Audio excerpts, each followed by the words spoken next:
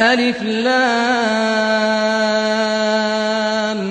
ميم. الله لا إله إلا هو الحي القيوم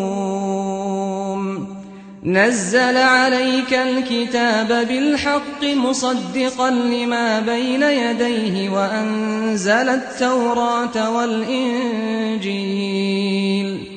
من قبل هدى للناس وأنزل الفرقان إن الذين كفروا بآيات الله لهم عذاب شديد والله عزيز ذو انتقام إن الله لا يخفى عليه شيء في الأرض ولا في السماء